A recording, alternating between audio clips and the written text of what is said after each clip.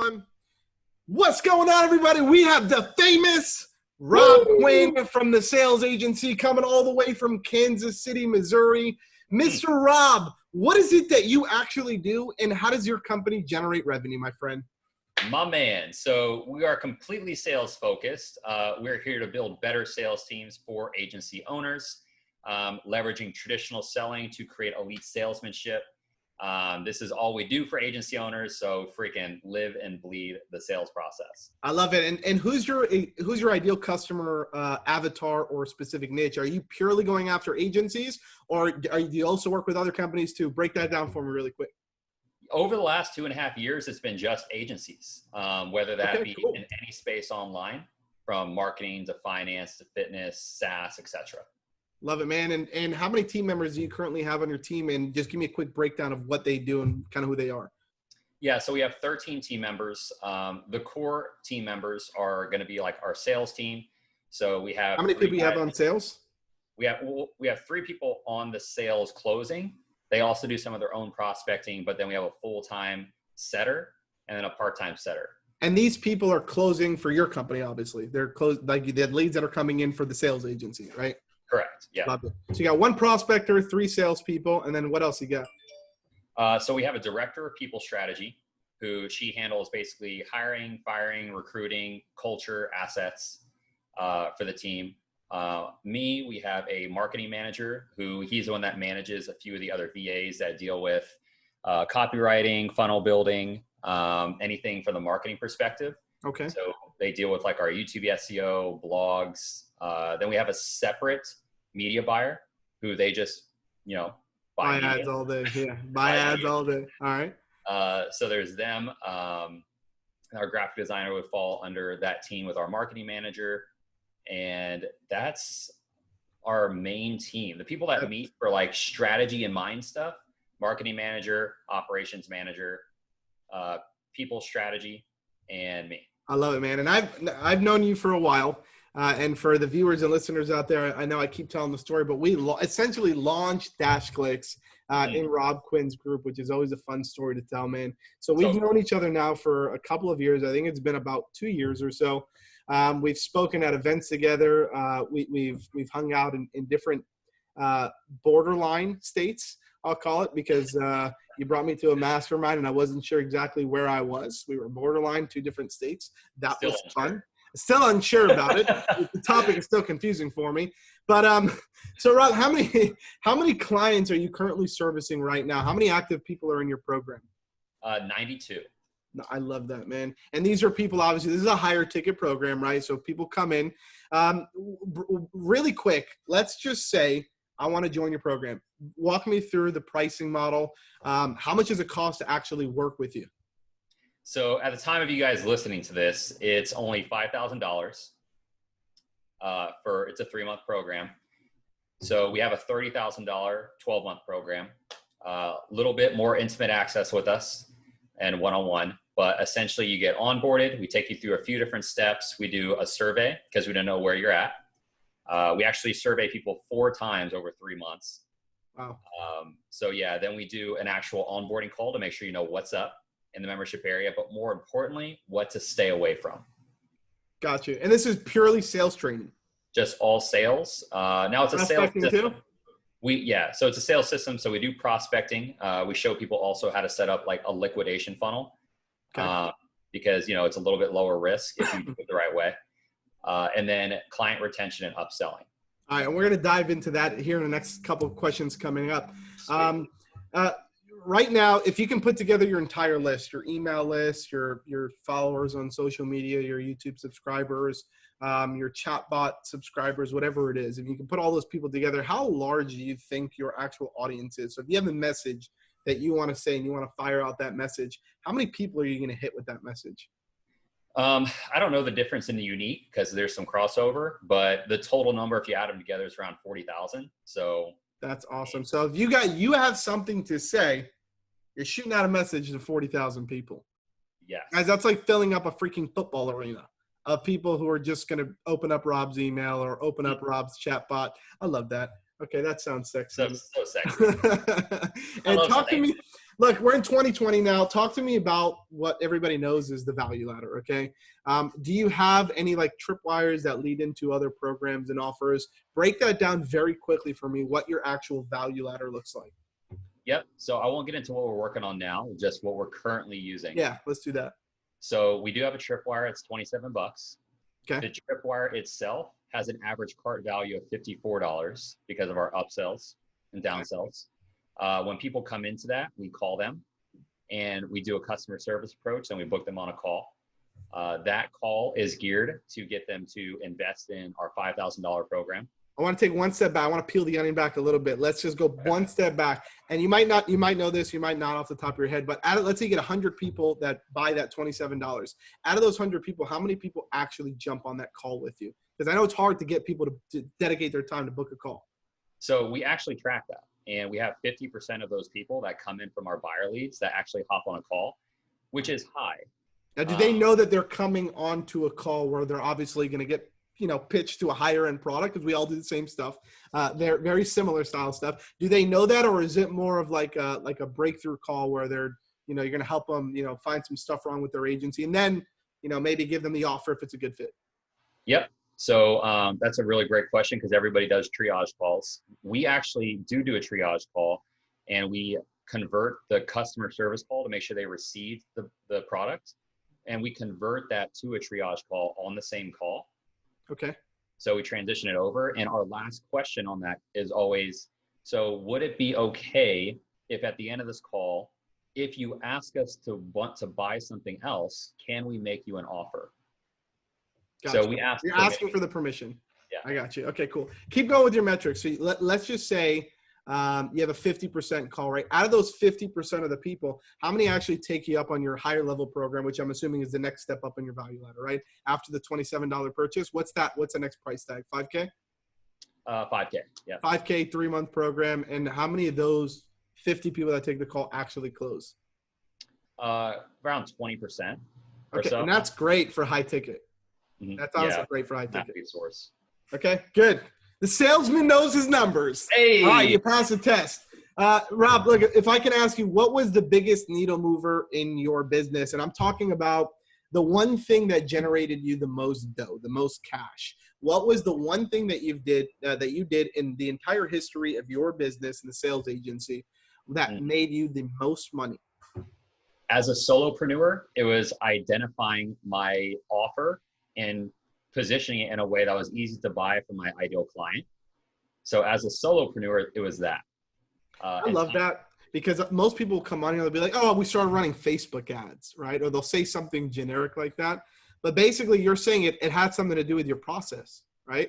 You actually changed your process, you crafted a better offer, and you found a way to present that offer in a unique fashion to your clients, which made it irresistible and sexy. Exactly. Yeah, dude, Facebook ads actually broke our business. Because we scaled from 21,000 to 115,000 per month in 3 months, and it like broke us. And then we had to like step back, and I had to challenge the team to be like, how good do you know the fundamentals? So I shut the ads off and challenged us to hit 150 grand and collected without ads. And it's like, show me, the fundamentals. Yep. And what are you doing right now to start conversations? I mean, we dabbled into Facebook ads. I know obviously you're running that, but what are you doing? We're businesses. We need to have daily incoming leads for our sales team. You got 3 salespeople, right? What are you doing to fill up their pipelines every single day? Definitely. So, real quick, not to super backpedal, but the biggest thing that made the change owning a company with an actual team, because it's different than being the solopreneur, depending on who's watching. Help. We call that help in the real world. Yeah. Is transparency. If you aren't tracking all the metrics and then identifying where your revenue is coming from, then that's the biggest miss. Love it, man. Cool. So anyway, what we're doing right now is we're going heavy on DMs. So we're making sure that we have the right type of messaging. So like today, for example, we have projected 17 self-gen appointments through organic amongst the team, which a lot of people might be like, hold on, wait, is that 17 for the week or for the day? It's like, we're going to generate 17 new meetings today. Now, I want to peel the onion back on that too. So when you say DMs, are you saying, hey, somebody joins my Facebook group as an example, I go and I send them a direct message using this template, right? And that's what's basically saying, hey, jump on a call with me. Is that the process that you, when you say DM? Yeah. So if it's personal page, Facebook group, LinkedIn, going into other Facebook groups, Gotcha. so a lot of methods. Yeah. Okay, good. DM strategy. Love it. DM strategy. Okay, Yeah. awesome. What was the most and probably the best successful automation that you've created? I know you're big into like the whole flywheel and all that other stuff that you do. Out of all that stuff, you could strip everything. If you could take the sexiest automation that you've ever created, what would it be? I'm biased now to the liquidation funnel. Okay. What is that exactly? And it's 30-second elevator pitch. What is a liquidation funnel for the viewers that don't understand what that is? It's a sales funnel that sells a small ticket item to allow you to offset your ad costs. Yep. And that's why people do, for those of you listening, for those of you guys listening, that's why you'll see a lot of people in our space doing like a $17, $27, $49 offer. Essentially what they're doing is like what Rob is saying, is to basically come break even on their ad costs. And once you start running ads, you start knowing what those numbers are. You can even bring up and down your price to essentially self-liquidate your leads and your lead generation, which is amazing too. What CRM are you using right now to track all these leads and everything that's coming in? Go high level. Okay, awesome. And what does your sales process look like? So once you actually get people into your CRM, once you actually start talking to people, are you jumping on a Zoom? Well, not you, but your sales team. Are they jumping on a Zoom call? Are they doing screen shares? What does that look like? Break that down for me. What's the time of the call? So it starts with the triage, which is essentially a fancy word for discovery call. How long is that call? About 15 minutes or less. All right. So you're the first call you're scheduling is a 15-minute call. Are you using like Calendly or something like that?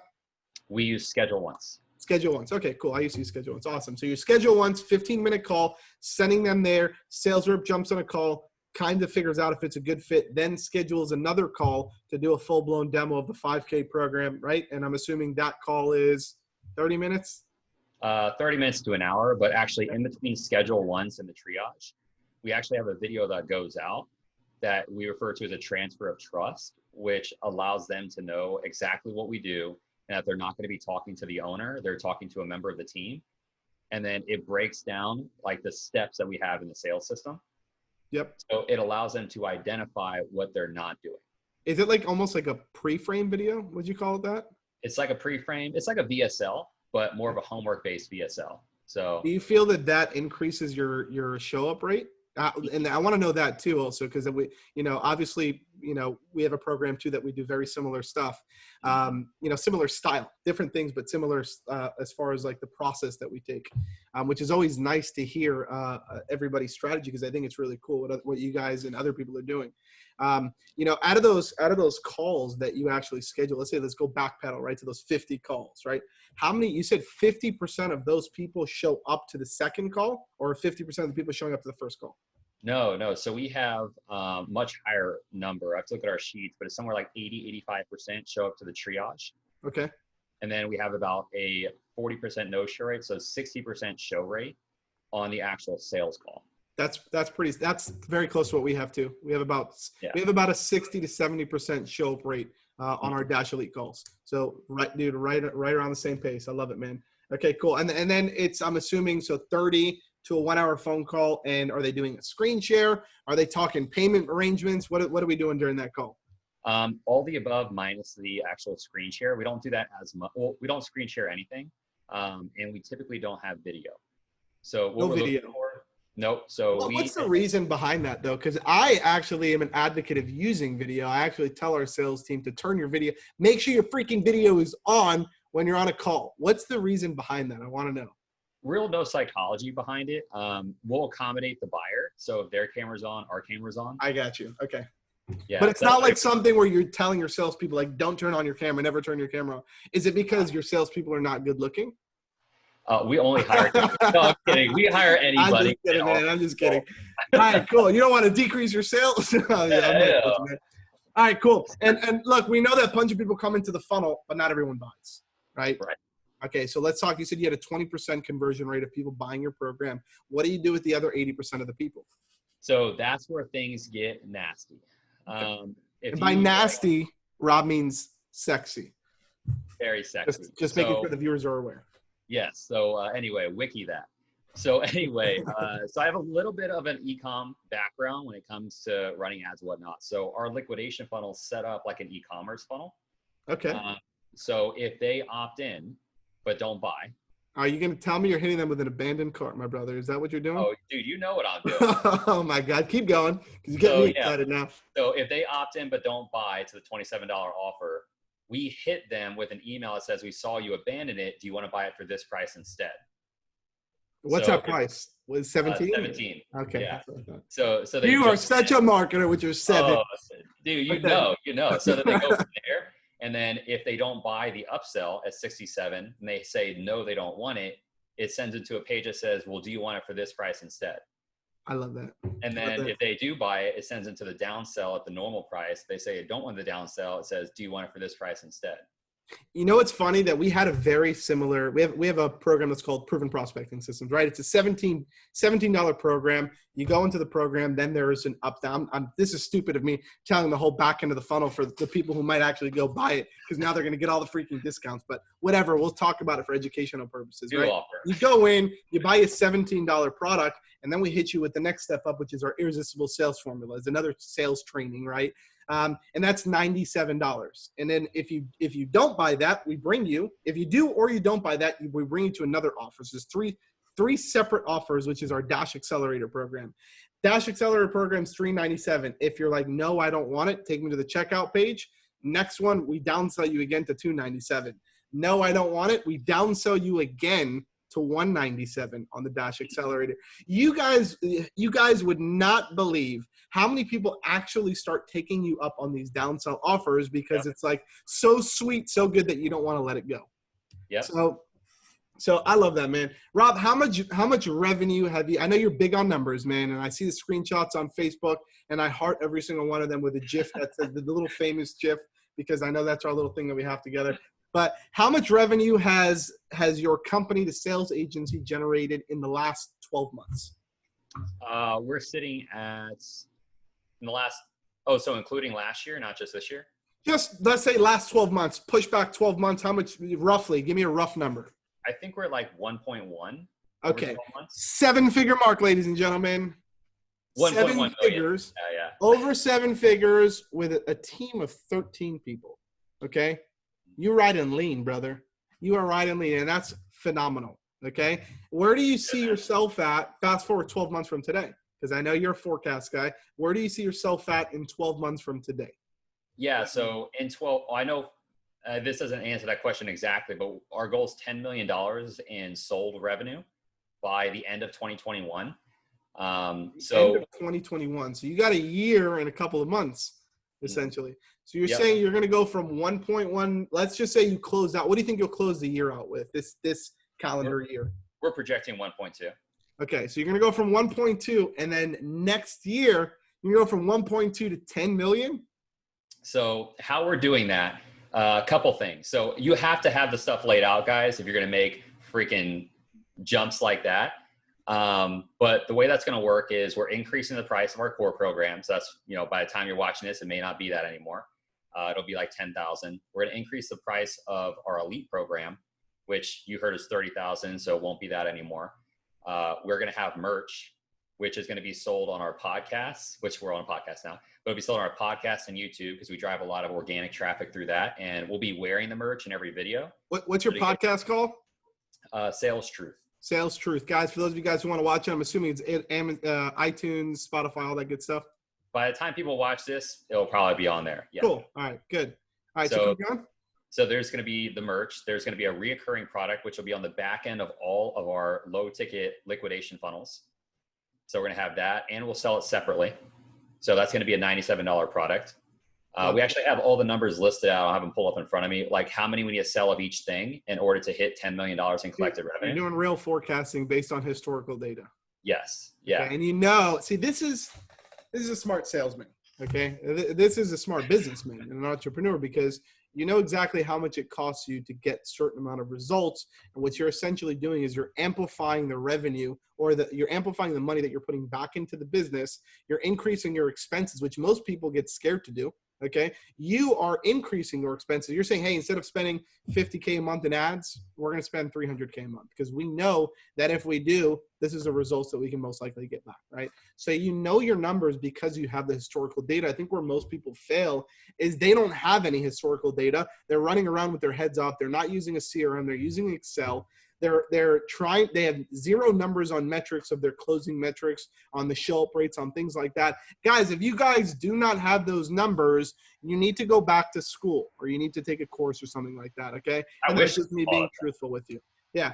I wish school taught us that. It's just me being truthful. Okay. Rob, if you can give one piece of advice to people who are now new entrepreneurs in the space who are coming in and starting their business. If you can go back to the day where you started your business, what would be the one piece of advice you could give somebody to shave years off their life, to save them the most time?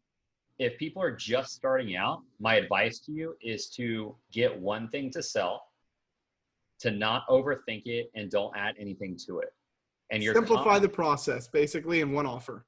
Yep. So if let's say you're in digital marketing, like sell one thing. If it's Facebook ads, Google ads, display ads, whatever, like be that person, and then don't drive your confidence from the result. Drive your confidence to sell it from your ability to find the answers to get the result. I love it, man. The last final question I have for you, what's your favorite software tool you're using right now in your business? Favorite software tool? Shoot. Facebook Business Manager. That works. That works. You heard it first, ladies and gentlemen. Robb Quinn from the sales agency, all the way from Kansas City, Missouri. Hey, Rob, thank you so much for jumping on. We are going to do this interview again in 12 months. We're going to circle back when you hit your $10 million mark. And then all I want you to do is buy me a coffee. Sound good? Hey, dude, I'll buy you 2 coffees. Double shot. 3. All right, great. All right, man. We'll see you on the next one. Have a good one, Rob. Okay. Bye.